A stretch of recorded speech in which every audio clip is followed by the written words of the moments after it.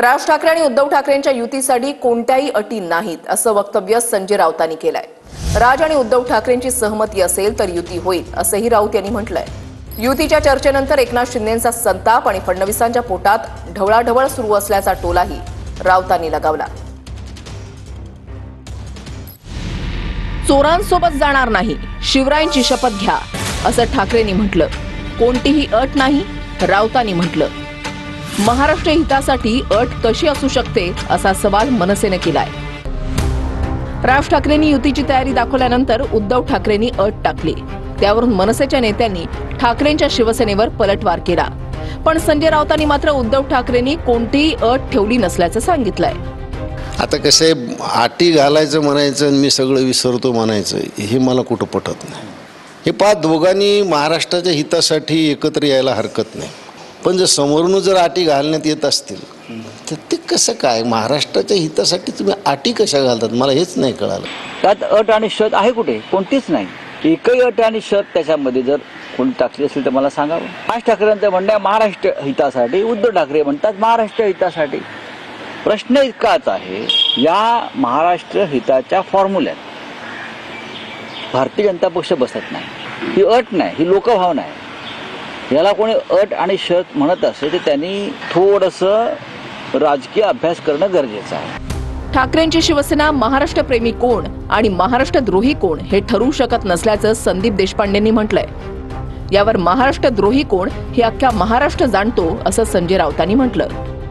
आता जसं भारतीय जनता पक्ष हिंदुत्वाचं सर्टिफिकेट वाटत सुटली आहे, हा हिंदुत्ववादी, हा हिंदुत्ववादी नाही, हा हिंदुत्व द्वेष्टा, हा हिंदुत्व द्रोही, त्याचप्रमाणे हा महाराष्ट्र प्रेमी, हा महाराष्ट्र द्रोही याचं सर्टिफिकेट वाटण्याचा अधिकार शिवसेनेला नाही। महाराष्ट्र द्रोही कोण आहे का महाराष्ट्र समजून घेतोय।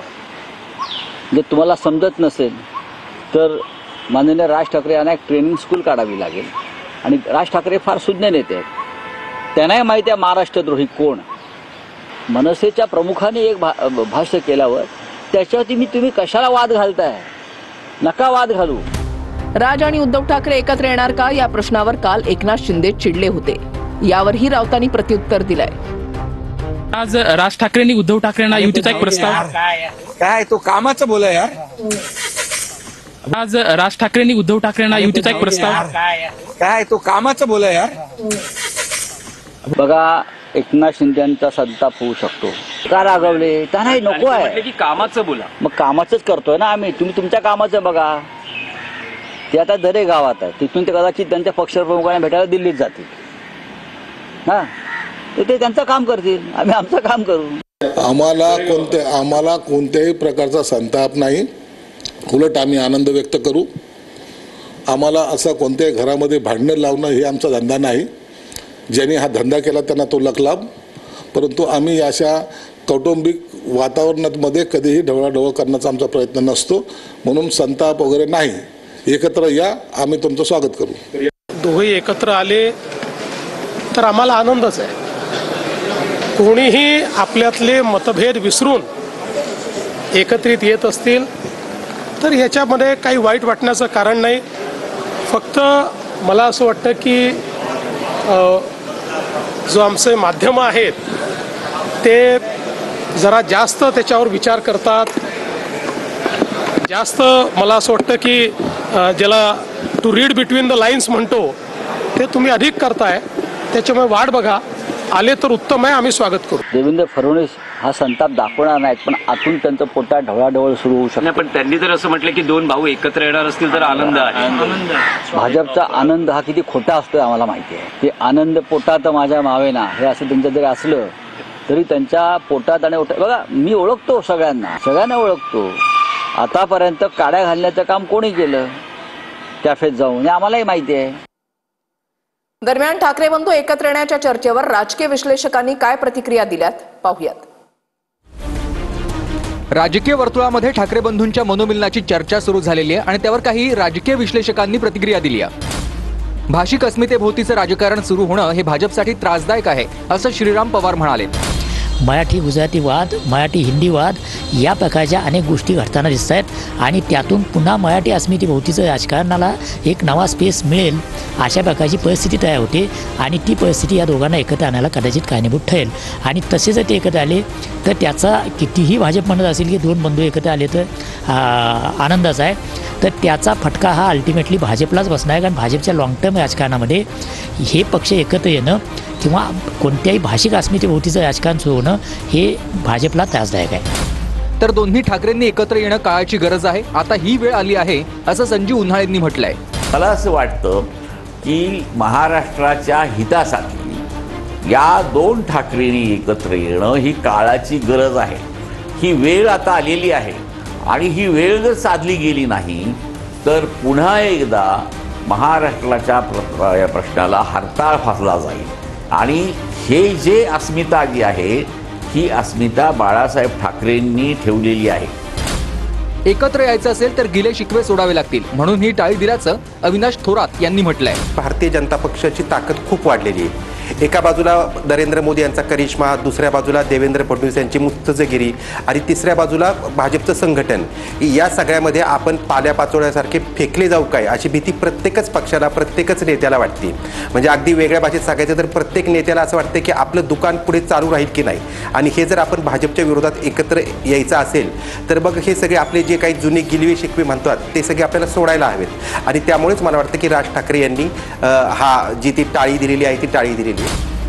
बोलणं वेगळं असतं आणि कृती वेगळी असते. कार्यकर्त्यांचा कल वेगळीकडे आहे असं अविनाश कुलकर्णींनी म्हटलंय. एकमेकाच्या कार्यकर्त्यांविषयीचा गैरसमज वाढत असताना तो दूर करण्यासाठी पॅचअप नाही, आगामी निवडणुकांची काही व्यूहरचना नाही, काही कार्यक्रम नाही, कसं हे होणार? म्हणजे यांच्या बोलण्यामध्ये एक आहे, प्रत्यक्ष मनामध्ये वेगळं चाललंय, प्रत्यक्ष कृती वेगळी घडते आणि कार्यकर्त्यांचं वेगळीकडं कल आहे. असं सगळीकडे एकंदरीत संभ्रमाचं वातावरण आहे आणि हे निवडणुकीच्या दृष्टीने फारसं पोषक आहे आणि सदृढ आहे असं मला वाटत नाही या दोन्ही पक्ष. राज ठाकरे आणि आशिष शेलार यांच्या मैत्रीमध्ये दुरावा निर्माण झालाय का अशा चर्चा आता सुरू झाल्यात. पण राज ठाकरेंबाबत आशिष शेलारांच्या विधानानं आता राजकीय वर्तुळात चर्चा सुरू झाल्यात. वैयक्तिक मित्र वगैरे शब्द आता पुरे करा असं आशिष शेलार यांनी म्हटलं. ठाकरे यांच्यासोबत जर राज ठाकरे जाणार असतील तर एक जुना सहकारी म्हणून आणि तुमचे वैयक्तिक मित्र म्हणून तुम्हाला काय वाटतं? बघा, वैयक्तिक वगैरे आतापर्यंतचे शब्द आता पुरे करा. माझ्या दृष्टीने माझे वैयक्तिक मित्र वगैरे होते, तो विषय संपला. राजकीय विषयावर मी राजकीय भाष्य एवढंच करीन. त्या दोघांचा प्रश्न आहे, ते दोन पक्ष आहेत, त्यांनी ठरवावं. हिंदी लादण्याचा प्रयत्न होतोय हे म्हणणं चुकीचं असल्याचं मुख्यमंत्री देवेंद्र फडणवीसांनी म्हटलंय. हिंदीला विरोध करणं आणि इंग्रजीचे गोडवे गाणं हे आश्चर्यच असल्याचंही फडणवीसांनी म्हटलेलं आहे. हिंदी भाषेच्या सक्तीवरून सुरू झालेल्या वादावर फडणवीसांनी ही प्रतिक्रिया दिली आहे. तरी हिंदी लादण्याचा प्रयत्न होतोय हे म्हणणं चुकीचं आहे आणि महाराष्ट्रामध्ये मराठीचीच सक्ती असणार आहे, इतर कुठलीही सक्ती नाही. मला एका गोष्टीचं सातत्याने आश्चर्य वाटतं की हिंदीसारख्या भारतीय भाषेला आपण विरोध करतो आणि इंग्रजीचे मात्र गोडवे गातो, इंग्रजी खांद्यावर घेऊन मिरवतो. या संदर्भात मात्र मला आश्चर्य वाटतं की आपल्याला इंग्रजी जवळची आणि भारतीय भाषा दूरची ही का वाटते याचाही विचार कुठेतरी केला पाहिजे. मराठीच्या ऐवजी हिंदी अनिवार्य केलेली नाही, मराठी अनिवार्यच आहे. पण नवीन शैक्षणिक धोरणामध्ये 3 भाषा शिकण्याकरता त्या ठिकाणी संधी दिलेली आहे. 3 भाषा शिकणं अनिवार्य आहे आणि या 3 भाषांपैकी 2 भाषा या भारतीयच असल्या पाहिजेत अशा प्रकारचा नियम आहे. त्यामुळे 2 भारतीय भाषांमध्ये एक तर मराठी आपल्याकडे कंपल्सरी आपण केलेली आहे, दुसरी भाषा कोणती, कुठली भाषा घेतली भारतातली तर ती हिंदी घ्यावी लागेल, ना तर तमिळ घ्यावी लागेल, ना तर मल्याळम घ्यावी लागेल, ना तर गुजराती घ्यावी लागेल, ना तर अजून कुठली तरी घ्यावी लागेल. याच्या बाहेरची तर तुम्हाला घेता येणार नाही. सोलापुरातील डॉक्टर शिरीष वळसंकर आत्महत्या प्रकरणी एका महिलेला अटक झालेली आहे. आत्महत्येला प्रवृत्त केल्याप्रकरणी या महिलेला अटक करण्यात आली आहे. मनीषा मुसळे माने नावाच्या महिलेला 3 दिवसांची पोलीस कोठडी सुनावण्यात आली आहे. डॉक्टर शिरीष वळसंकर यांनी सुसाईड नोटमध्ये मनीषा मुसळे माने या नावाचा उल्लेख केला.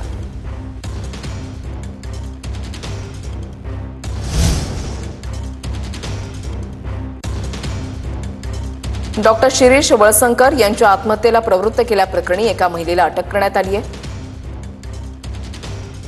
अटक केलेल्या मनीषा मुसळे मानेला 3 दिवसांची पोलीस कोठडी सुनावण्यात आली आहे. मनीषा माने डॉक्टर वळसंकर यांच्या हॉस्पिटलमध्ये प्रशासकीय अधिकारी म्हणून कार्यरत होत्या. सुसाईड नोटमध्ये मनीषा मुसळे मानेचा उल्लेख करण्यात आला होता. या प्रकरणातील वस्तुस्थिती वेगळी असून ती लपवण्यासाठी मनीषा मानेला फसवण्यात येत असल्याचा युक्तिवाद करण्यात आलेला आहे.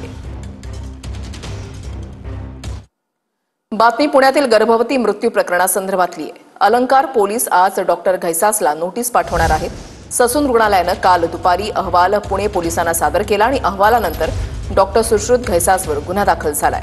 नव्यानं दिलेल्या अहवालामध्ये डॉक्टर सुश्रुत घैसास यांच्यावर ठपका ठेवण्यात आलेला आहे. तपासामध्ये सहकार्य करण्याबाबत नोटीस पाठवण्यात येणार आहे.